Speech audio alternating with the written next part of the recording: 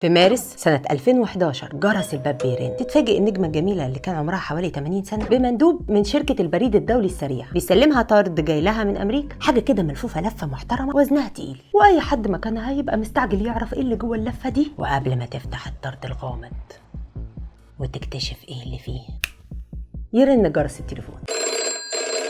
اللي كان بيتصل ماكسيميليان دولافييت، المؤرخ السينمائي الأمريكي المشهور نار على العالم، كان بيطمن ان الطرد وصل وبيقول لها انه في مفاجأة ليها، وهي نسخة لموسوعة سينمائية ضخمة هي الأولى من نوعها، عنوانها نجمات السينما الأعظم في كل العصور، وفيها اختاروا نجمة واحدة بس من كل بلد علشان تكون سفيرة للسينما عن بلادها. وما وقفش الموضوع على انها النجمة المصرية الوحيدة، لا والعربية كمان. والأهم بقى من ده كله ان صورتها هي اللي نازلة غلاف الموسوعة اللي بتضم نجمات في شهرة جريتا جاربو، مارلين مونرو، جين راسل، جريس كيلي، هيدي لامار، فيفيان لي، ريتا هيوارث، وغيرهم من فاتنات السينما العالمية في القرن ال21، الرائعة، العظيمة، المتفردة، الغير متكررة، الساحرة هند رستم. كان ده حقق حلمي ولا علم، والشوق والأماني حلمي ولا علم، والمعاد التاني حلمي ولا علم. حبيبي حبيبي حبيبي يا رقة، حبيبي يا رقة فاكر ولا لا؟ حبيبي يا رقة فاكر ولا لا؟ فاكر لما بوست راسي في الوداع علشان تواسي، والظلم حوالينا كاسي زي بحر ملوش مراسي، والزمان فات وانت ناسي، قلت اسيبك قلت لأ. كان ده حقق حلمي ولا علم، والشوق والأماني حلمي ولا علم، والمعاد التاني حلمي ولا علم. حبيبي حبيبي حبيبي يا رقة.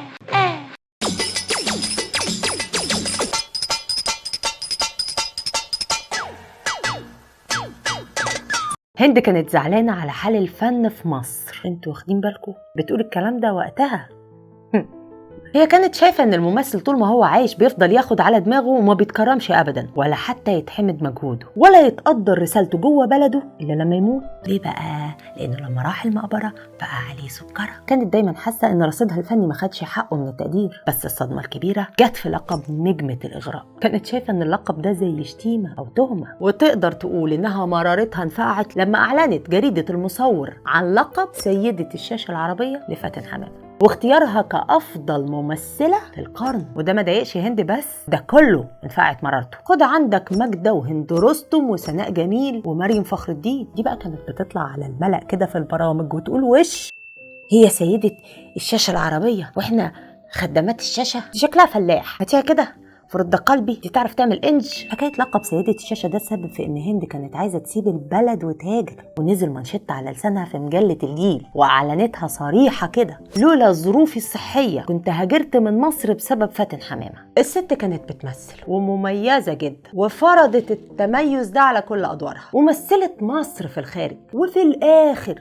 يحبسوها في لقب نجمة الاغراء. يعني ايه الجديد في انها ست حلوة؟ مش ذنبها انها ست حلوة. وبيني وبينكم اللقب اقل فعلا كتير من امكانياتها التمثيليه. وانا بصراحه مش فاهمه ايه لقب ممثله اغراء ده، مين اللي اخترع الكلمه دي؟ بيجيبوا الكلام ده منين؟ حتى ما عندناش في المعهد قسم اغراء بيتدرس مثلا، او منهج تمثيلي، او مدرسه تمثيل، المدرسه الاغرائيه. مفيش، استحاله. مفيش تخصص او منهج في مناهج التمثيل بيقول كده او بيصنف الممثل كده.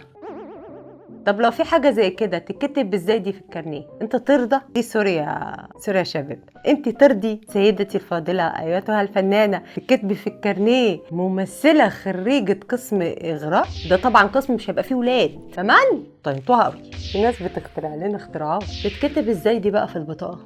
طب ده احنا على كده هناخد بطايقنا ونخبيها. يبقى شكلي ايه انا قدام حضرة الضابط في الكمين؟ ها؟ ده لقب خارج من واحد كان معلي بس. الكلام ده يتقال في برنامج، في كافيه واحنا قاعدين بنضحك، لكن تتحجم فيه ممثلة بحجم هند رستم. كل واحد بيحب نفسه، بيدور على مستقبله وبس، وانا محدش بيفكر فيا. وطبعا الناس ما تعرفش ان الست كانت قاعدة في بيتها بحسرتها، مش مصدقة ان تاريخها كله انحصر في انها بتعرف تعمل حركتين انوثة. في ايه؟ ما هي ست ست دي يعني لازم يعني لازم عادي يا مصريين. فيجي بقى التكريم ده في وقته ويعوض عليها كل المرارة اللي حسيتها، والحد كده وزي الفل وحلوة قوي وتكمل بقى. لا ازاي تكمل بقى؟ ازاي؟ خليني احكي لك يا صاحبي ايها الفنان المسكين. زي ما جت الموسوعة عليها بالفرحة والبهجت، جت عليها كمان بالسكتة، وده لانها جت لها بسر كان مخفي عنها يجي اكتر من 50 سنة. 50 سنة؟ ما دي لو كان عندها انترنت كان جالها السر في 5 دقايق. كان نقول ايه بقى؟ ظروف مواصلات. هند وهي مسترسلة ومندمجة وسط صفحات الموسوعة بتتفاجئ بسر حكى عنها ماكسيميليان بين السطور، وهو ان المخرج الشهير ألفريد هيتشكوك شاف بالصدفة هند في فيلم باب الحديد لما اتعرض بمهرجان عالمي، فشدوا شكلها وطريقة أدائها. وقتها كان متخانق مع تيبي هيدرن بطلة فيلمه الجديد، فرشح هند تيجي تمثل الفيلم بدالها. فرصة للعالمية اهو. كان هيبقى عندنا 2، عمر الشريف وهند رستم. وحاول هيتشكوك من خلال مساعده العربي حبيب خوري انه يوصل لهند، وقد كان. بعتت الشركه المنتجه جواب لوزاره الثقافه المصريه، ومات الكلام بقى. بعدين نكتشف ان الجواب ما وصلش اصلا لهند، وترد على هيتشكوك من بره بجواب بيقول ان هند مش فاضيه وعندها ظروف وارتباطات تمنعها من السفر خارج مصر، وانهم بيرشحوا له بدلها بديله لا تقل عنها موهبه وجمال. ايوه بقى، تعالالي بحشو السندوتش.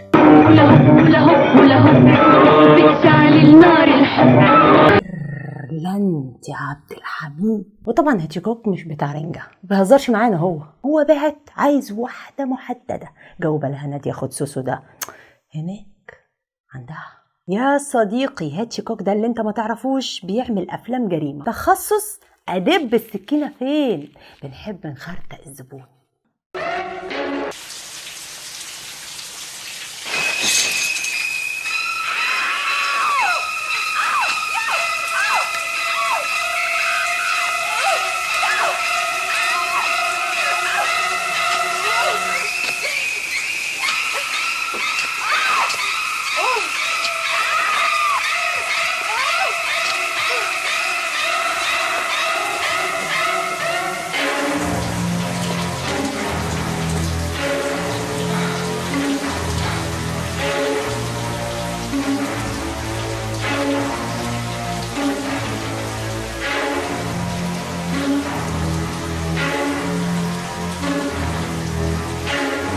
البنت اللي شافها في فيلم باب الحديد. ما تكمل، وبعدين العيال يكبروا، وبعدين نجوزهم، وبعدين يخلفوا لنا صبيان وبنات. النومة بتاع ده العادي اللي هتبنيه على البحر. يا اخويا فوق لنفسك، افتح لك بيبس. انا كنت بتكلم جد. جد؟ هو فين الجد ده؟ عمال تبنيني في بيوت وتربي لي في عجول وتسرح بيا السرحه دي كلها وتقول لي بتكلم جد. هتجيب ده كله منين؟ انت حالتك اللضع يا جدع. عاقل، شوف الدنيا ماشيه ازاي. انا هنومه اللي قدامك، وده جردل الكازوزه اللي قطع قلبي طول النهار، وحضرتك سقناوي. اخبار اليوم الميسه الجمهوريه اللي دار تزك بيهم طول النهار. بس حاجه تفلق شحاته وقلاطه. انا راجل شغال وكسيب. زي مين في الكسيب ابو 15 قرش؟ زي ابو سريع. طب ده ابو سريع اسمع، ابو سريع ده خطيبه هيبقى جوزي. عايز تحط راسك من راسه يا عروجه انت؟ عايز تحط راسك من راسه يا عروجه انت؟ متخيلين حجم الكارثه؟ نجمه مرشحه بقوه بفرصه للعالميه كسرت الدنيا بره من غير ما تسافر تمثل هناك. العالم كله بيتكلم عنها، تهوس اكبر المؤرخين والنقاد امثال ماكسيميليان ديلافييت اللي عمل 5 كتب، مخليش كتاب منهم عن ذكره لهند رستم. ممثل بحجم الممثل الايطالي مارشيلو ماستورياني بيقول 3 ستات ممتلئات بالدراما والحيوية زي الحياة، ساريتا مونتيل وريتا هيورث وهند رستم. لما سألوا دين مارتن عن أكتر حاجة بيحبها في مصر، الأهرامات ولا النيل، قال لهم الشيشة وهند رستم. وصحيفة هوليود ريبورتر قالت عليها سارة برنار مصر. مصير الفنان بيتحدد بإيه هنا بالظبط يا أخوانا؟ ربنا ينتقم منك يا اللي في بالي.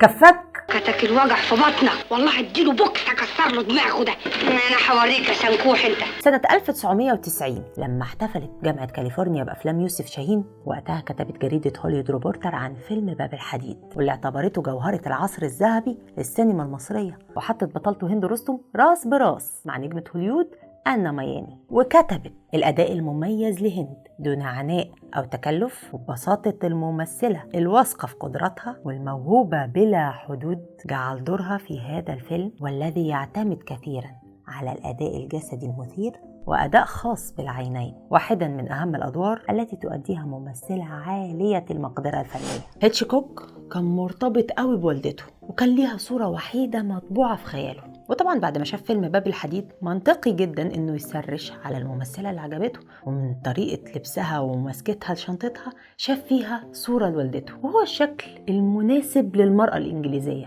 لكن طبعا كان في تعمد ان رسائله ما توصلش لهند، وبرلانتي وقتها زي ما احنا عارفين كانت مرات المشير عبد الحكيم عامر، ومات الكلام. ورغم كل شيء هند كانت الحصان الكسبان في السينما، وده ببساطة لأنها خلقت لنفسها شكل ميزها عن كل نجمات جيلها. ممكن نقول ان برلانتي نفسها كانت بتحاول تقلدها، حتى برلانتي كانت بتقول عن هند رستم هي ممثلة أوروبية الملامح ولا تصلح لأداء دور السيدة المصرية الأصيلة، ومع ذلك هي الممثلة المفضلة عندي. اما انت غريبة برضه يا برلانتي، طب كنت سيب الست تروح تبدع شوية في اوروبا وهيتوسع لك مكان هنا، وانت ابداعي بقى في الفن المصري، يعني بمخك كده. هي ما كانتش مزنقه عليكي، الناس دي بتاكل ايه؟ بتجيبوا المخ ده منين؟ في اوائل الثلاثينات هند بنت حي محرم بيه بالاسكندريه بتواجه اول مشكله مصيريه في حياتها، وهي انفصال الاب والام. بتعيش هند مع امها في القاهره، وبسرعه بتتجوز الام، وبعد فتره بتتغير معاملتها لهند، ومع الوقت المعامله بقت من سواد لاسود. تهرب هند على الاسكندريه في محاوله منها انها تلجا للاب، هو كمان اتجوز، لكن الحق يتقال الراجل ما قصرش ودخل بنته مدارس المانيه وفرنسيه. وطبعا الاهتمام ده كله مش عشان دي بنته وضنا والحاجات دي،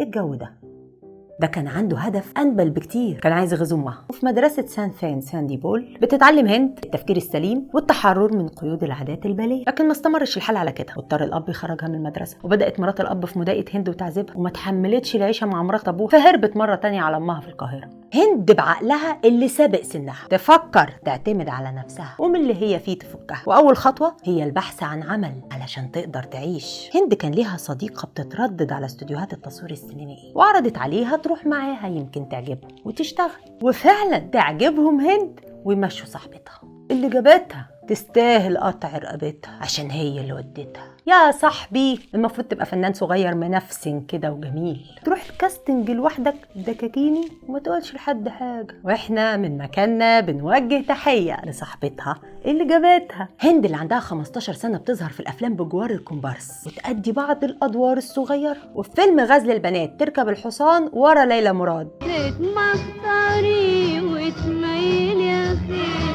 ورقصي ويا ريسي ليه، وتمخطري يا خير اتمخطري يا خير، دنيا اجري بينا دنيا وتدينا تسوي تسبقينا يا دنيا وتدينا. حسن رضا المخرج بيشوف هند في الاستوديو في اكتر من موقف بيلفتوا نظره ليها. ففي يوم كانت هند بتتخانق وعامله مظاهره مع الانتاج لما اكتشفت ان المجاميع الاجانب بياخدوا ضعف اجر المصريين، ودي غلطه حصلت لما افتكر المحاسب اللي بيقبضها انها اجنبيه بسبب ملامحها، وبدل ما يديها 2 جنيه اداها 5 جنيه. ففرجت الناس عليه وقالت بتعملوا كده ليه؟ المفروض اجرنا احنا يكون اكتر منهم يا بيه، انتوا فاكريننا ايه؟ احنا ولاد ناس. وبعد الموقف ده اتساوى اجر المصريين مع اجر الاجانب. وفي المره الثانيه قابلها واقفه في البلاتون مع بعض زميلاتها مستنيين بدايه التصوير، كانت هند بتضحك بصوت عالي، فصرخ فيها عاطف سالم اللي كان وقتها مساعد مخرج وقال لها ايه قله الادب دي؟ فقالت له اهو انت اللي قليل الادب، انت فاكرنا ايه؟ احنا بنات ناس مش جايين من الشارع. واضح ان المخرج حسن رضا بيعجبه النوع ده من البنات. شجاعه هند وجرأتها واعتزازها بنفسها لفتوا نظر حسن، والنتيجه انه حبها، لا مش بس، واتجوزها وعمل لها اول فيلم بطولتها سنه 1950 العقل زينه. ومش بس، وعمل لها قضيه قعدت 4 سنين في المحاكم. مش هو ده الحب يا سياده القاضي؟ الحب اللي خلى حسن ما يبطلش لحظه يفكر في هند من ساعه اول مره شافها فيها لغايه ما اقنعها انه يتجوزها، لكن في السر. وده لانه متجوز يا عيني وعنده اولاد صغيرين، ما كانش عايز مراته تعرف حاجه عن جوازته التانية. الحب اللي خلى الجوازه استمرت 3 سنين بنعيم بدون مشاكل، لحد ما جه هادم اللذات ومفرق الجماعات، البيبي البامبينو كاتي كاتي كاتي كاتي كاتي. فتروح هند بمنتهى البراءه اللي في الدنيا لحسن، يا حسن انا حامل انت طالق. ما انا عندي عيال، هي قصه مش عايز عيال تاني، انا ماليش فيه، نزليه. يعني الراجل ده طيب قوي بيقول الكلام ده لهند، دي بقى برطمان 5 سورس بتاع الهند. الهند قالت له انسى يا حسن، وهو قال لها انت طالق تاني. ايه الحوار ده؟ هو مش الجماعه دول اللي كان بقالهم 3 سنين زبده على عسل؟ ده كانوا من 3 دقايق زي الفل. طب ايه الدنيا ضلمت كده ليه؟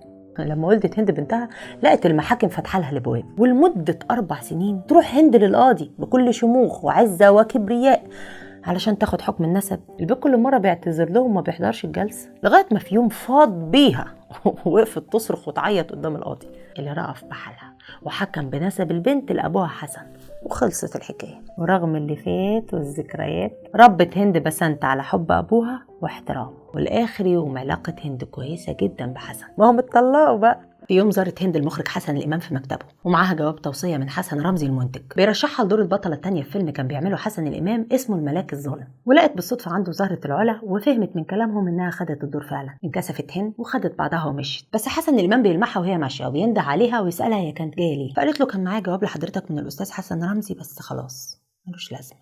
فأخد منها الجواب وقراه وقال لها أنا هديك دور في الفيلم، واداها دور صغير عبارة عن أغنية تأديها بطريقة الدوبلاج. ولاحظ حسن الإمام إن أداء هند للأغنية كان يشبه كتير أداء العالمية ريتا هيورث، ومن اللحظة دي بدأ يشوفها نجمة، فعدل السيناريو وزود مساحة دورها في الفيلم. لكن شهادة حسن الإمام لهند كممثلة كانت من خلال فيلم بنات الليل، لما كان متردد باختيار الممثلة اللي هتقوم بدور البطولة الثانية جنب مديحة يسري، أخد رأي المنتجة ماري كوين اللي قالت له شحال ما كان معروف عنك يا حسن إنك صانع النجوم، أهي قدامك أهي اتصرف. وحسبي الله ونعم الوكيل، بقولها من قلبي، الكلام ده ملوش لزوم دلوقتي. وطبعا كده ماري ادته تفويض بان هي عايزه هند رستم، ولما اخذ راي حسن رمزي قال له يا عم ما انا قايل لك عليها من الاول، اتكل على الله يلا. حسبي الله ونعم الوكيل في كل المخرجين اللي مش بيصنعوا نجوم جديده وبيسكنوا الممثلين غلط. ايه جرت لحمه بالكيلو والله حكايه. وكان اول مشهد لهند في الفيلم بيتصور في بيروت، ورغم انها سافرت لكن حسن الامام كان متردد من الخطوه الجريئه دي، فقال لمساعده والمصور احنا هنصور اول شوط لهند، فلو قلت لكم ستوب انا تعبان يبقى هند تنزل مصر وتيجي بدالها ماجدة الصباحي،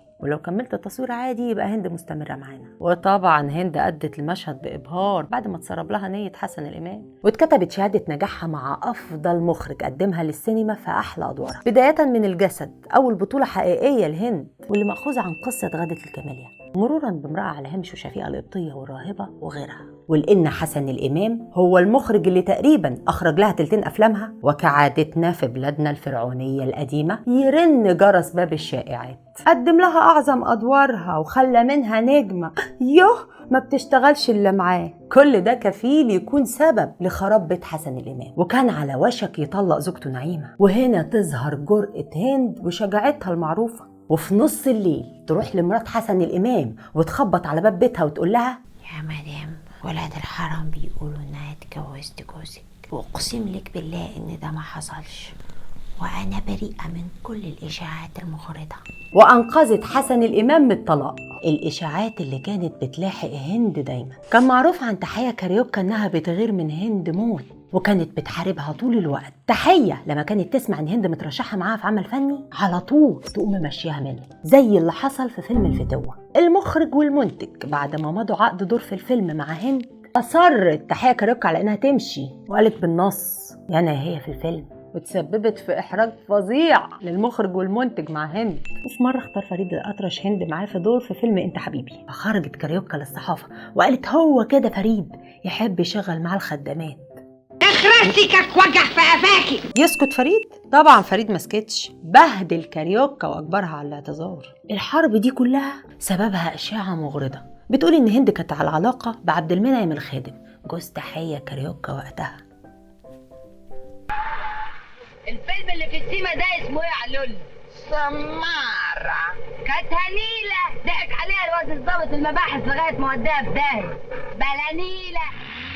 سلامة الرسالة. هند صاحبة الجسم الأنثوي المميز والشخصية القوية الحادة في بعض الأوقات والذكية لدرجة الكيد، بتختار أفضل وأشيك الموديلات والإكسسوارات، وتهتم جدا بأدائها التمثيلي، والهدف التميز على كل الموجودين في فيلم لا أنام فتنفجر بقى فاتن حمامة اللي وصلت لآخر مراحل غيرتها من هند، الغيرة اللي كانت هتقتل فاتن وخلتها تفكر في الانتحار، وتكون بداية العداوة اللي فضلت لآخر يوم في عمرهم. وفي مشهد من مشاهد الفيلم تخطف الأضواء من فاتن. وكان معروف عن هند رستم أساليبها المحترفة في سرقة الكاميرا، وأول حاجة عملتها خلال تصوير المشهد قلعت جزمتها وشوحت بيها في وش فاتن بدل ما ترميها في الأرض. وبعد المشهد اتفاجئت بمخرج الفيلم صلاح أبو سيف بيقول لها: يا هند احنا هنعيد المشهد تاني بس بلاش حركة الجزمة دي. ففهمت هند إن فاتن هي اللي قالت له، وفعلا عادت هند المشهد وما عملتش حركة الجزمة، عملت حاجة تانية أنيل، ولعت سيجارة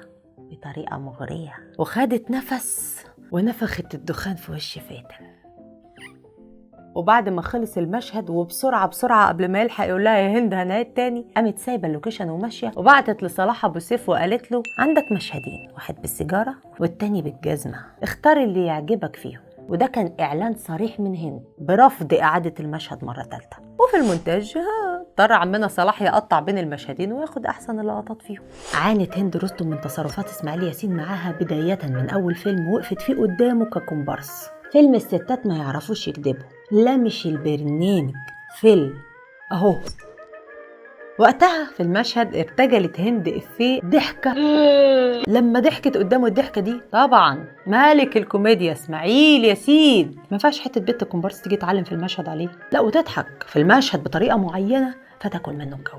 امال يا عم إسماعيل، يعني ما انت قدامك الفيلم كله كامل، ضحك براحتك، جت على حتة البنت الغلبانة دي ومشهد يا عم اديها مساحتها، ما انت مش عارف الزمن مخبي ايه. ما بتعملوش لبكره انتوا، اعملوا لاخرتكم بقى، هنفهم فيكم لغايه امتى؟ ما بتتعلموش. علشان ما يديهاش اسماعيل ياسين فرصه كل ما تيجي هند تقول افيه يقوم معلي عليها ومردد وراها. يلا بقى هي تضحك بهبل يكرر الضحكه وراها، هي تقول له انت عامل زي عم شوكوليته يقول لها شوكوليته، بعدين بقى تسكت هند؟ ابدا. هند من كتر غيظها قالت ما بدهاش بقى، تستناه في اخر المشهد وهي بتفنش وبتقول اخر جمله وماشيه: يعوض عليا عوض الصابرين، مال بقك مفندق كده ليه؟ وتقوم ضحكه الضحكه الهبله بتاعتها وخارجه من المشهد جري، ولا من شاف ولا من جري. في وقت تصوير فيلم ابن حميد وفي العين السخنه يتفاجئ فطين عبد الوهاب مخرج الفيلم بانسحاب اسماعيل ياسين من تصوير المشهد، فيعمل المخرج ستوب. ايه في ايه يا اسماعيل؟ فيرد اسماعيل ويقول له: الست هند عامله زي البغبغان ومش مديه حد فرصه يتكلم جنبها. هند وقتها كانت نجمه كبيره وصعبت عليها نفسها لانها حست بالاهانه وما صدقتش ان اسماعيل بيتكلم عنها بالطريقه دي، فعيطت. فخدتها زينات صدقي على جنب وقالت لها: بتعيطي ليه يا عبيطه؟ اسماعيل عايز كده لانه خايف تاكلي منه الجو وتسرقي منه الكاميرا فقال يوترك، هو ده نظامه. هند اللي فهمت الملعوب ردت عليها وقالت لها: النبي حرس وصينه بقى، هي الحكايه كده؟ طب صبرك عليا. كانت البيت حسن الإمام، الناس دي كانت رايقة. ايه ده؟ ايه المشاكل دي؟ يجوا بقى يتفرجوا على المجازر اللي عندنا. في فيلم صراع في النيل مع المخرج عاطف سالم كان دايما بيضايقها في التصوير ويحسسها انه مش راضي عن ادائها، خاصة انه كان رافض انها تعمل الدور من البداية. وكان عايز نجوى فؤاد هي اللي تعمل الدور بحجة ان نجوى فؤاد كانت هترقص احسن من هند.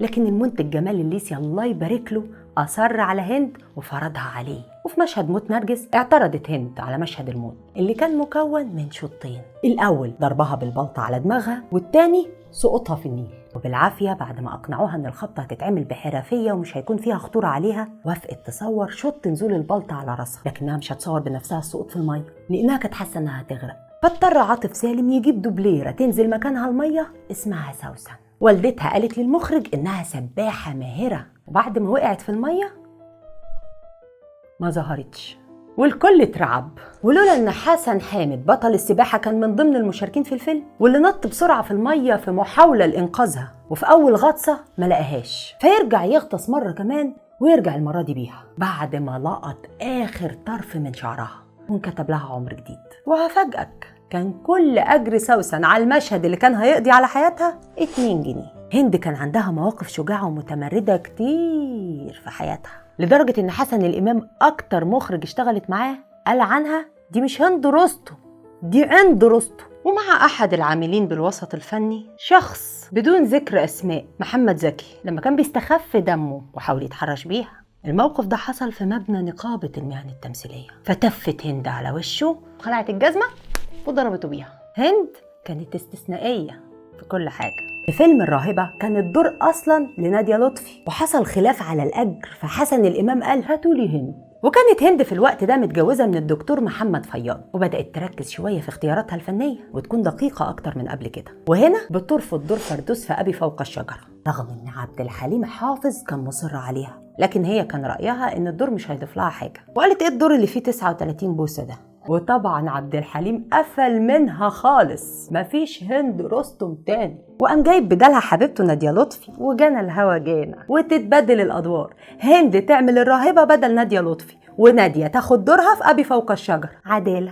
هند ما بتحبش الرقص وما بتعرفش ترقص، زي ما بقولك كده فعلا ما كانتش بتعرف ترقص. الناس دي كانت بتتدرب على اي حاجة بما يتناسب مع طبيعة الدور اللي بيقدموه. يعني انا مثلا عندي دور رقاصة، أعدم نفسي تدريب رقص. تخيل بقى انت ممثلة جميلة زي هند رستم 3/4 الادوار اللي اتعرضت عليها ادوار راقصة، وده بقى بسبب انوثتها الصاروخية. وبيتفاجئ في يوم فريد الأطرش لما رشحها تعمل دور نانا الراقصة في فيلم انت حبيبي مع شادية، وتقول له هند انا ما بعرفش ارقص يا استاذ فريد، هعمله ازاي ده؟ ويتجلى جمال فريد الأطرش وهو واقف لها ورا الكاميرا اثناء ما بياخدوا الشطات بتاعتها وهي بترقص، يعمل لها الحركة وهي تشوفه من ورا الكاميرا وتقلده بالظبط. النبي ما حدش يرجعني سنة 57 يومين. وفي فيلم شفيقة القبطية بيحكي قصة أشهر راقصة مصرية في القرن ال19، ودي حقبة قديمة، وطبعا بنتكلم عن راقصة فالفيلم كله رقصات، وطبيعي تاخد وقتها في التدريب على الرقصات، لكن مش لدرجة 1.5 سنة، يعني تقعد 1.5 سنة تتدرب على رقصات الفيلم، واحنا بنصور الفيلم في أسبوعين. وكل ده عملته هند علشان تقدر توصل للجمهور وتخليه يقتنع بيها ويصدقها في الدور. فتفاجئنا في أول الفيلم برقصة تحفة بالشمعدان، وطبعا دي رقصة صعبة وعايزة حرفية، ولو هي مش متدربة كويس على الرقص بيه الشمع السايح كله هيتدلدق على جسمها ووشها، وده البسيط بتاع الموضوع لأن الراقصة كفيلة تولع في المكان اللي هي فيه بالشمعدان اللي على راسها، وتولع في نفسها كمان. احنا في الزمن ده دلوقتي كده لو فكرنا نعمل مسرحية نقدم فيها تابلوهات رقص شمعدان، مش عايزة أقول لك غالبا الدولة هتقفل لنا المسرح. يقولون احنا ناقصين يا اخويا ولايع وحرايق.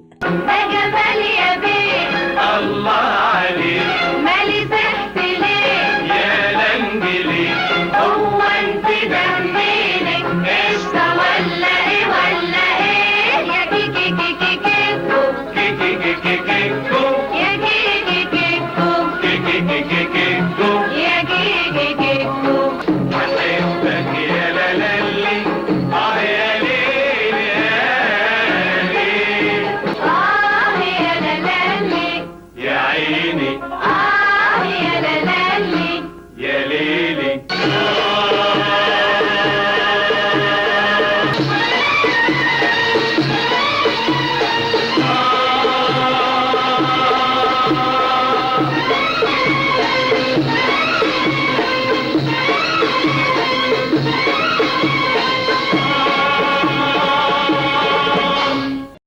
في مدرسة المشاغبين بيرشحها جلال الشرقاوي علشان تعمل دور عصمت، الدور اللي عملته سهير البابلي. فجلال الشرقاوي قال لها احنا عايزين نشوط الليلة علشان هنفتح كمان 20 يوم. متخيل الكلام ده كله بيتقال لهند رستم نجمة السينما اللي علشان تعمل فيلم شفيقة القبطية خدت 1.5 سنة بس تتدرب على الرقصات، فما بالك انها مش ممثلة مسرح وما وقفتش على خشبة مسرح قبل كده، واحنا عارفين قد ايه المسرح صعب. فياخدها من السينما من الدار للنار ويوقفها على خشبة المسرح بعد 20 يوم بروفات. انا مش هرد بقى، ردوا انتوا. طبعا هند رفضت لانها كانت عارفه ان المسرح بيحتاج مجهود فظيع، حتى انها كانت مشفقه على شاديه فرايه وسكينه، خصوصا انها قدام غول مسرح زي سهير البابلي، وقالت شاديه هتجيب جاز. لكن الحمد لله شاديه كسرت الدنيا يا جدعان. هند رستم كان غايب عنها ان شاديه اصلا غول مسرح، هي الست دي اول مره تقف على مسرح، دي مطربه وقفت على مسارح كتير قوي. لا هند المهنيه خلتها ترفض جايزه الدوله التقديريه وتتنازل عنها لشاديه لانها شايفه ان شاديه احق، هي سبقتها في المهنه. يا لهوي على جمالكم. ده بقى اسمه ايثار. طبعا انتوا عارفين يعني ايه ايثار. انا لله وانا اليه راجعون. قبل اعتزالها كانت مستاءة من وضع السينما، واشتكت من حاجتين: قلة احترام المواعيد والإفلاس الفني. وقالت في محاولات إعادة الأفلام إن ده مش فن أصلا، وإن اللي بيتقدم أقرب ما يكون لخيال الظل. ومن أقوى مواقفها وآرائها الشجاعة لما اتكلمت عن أجور الفنانين، وقالت إن الفنان في مصر من أفقر فناني العالم، لأن أجره قليل بالمقارنة مع مظهره المكلف جدا، بل إنه مش عايش عيشة طبيعية زي الإنسان الطبيعي. فبطبيعة الحال التزاماته كتير جدا، وأوقات بيوصل بالفنان إنه ما يكونش معاه 5 ساغ، خاصة مع عدم تطبيق حق الأداء العلني. في العالم كله الفنان بيقبض زيه زي المنتج، نسبة على عمله الفني في كل عرض، وده حقه. لما يتعب أو يقعد أو يحصل له أي ظروف يقدر ساعتها يعيش حياة كريمة، ما هو مسنود على أجره من الأعمال اللي قضى عمره يعملها. لكن للأسف ده ما بيحصلش هنا. الممثل يخلص شغله ويروح يتفرج عليه زيه زي الناس ومالوش حاجة عندنا. وطبعا لو قام قاعد في البيت مش هيشفع له اللي فات ومش هيلاقي ياكل. طب ليه ما يكونش للفنان بعض الحقوق من إيرادات الأعمال اللي بيتعاد عرضها، فيقدر بيه الفنان يعيش حياة كريمة لآخر يوم في عمره؟ والله دي أبسط حقوق.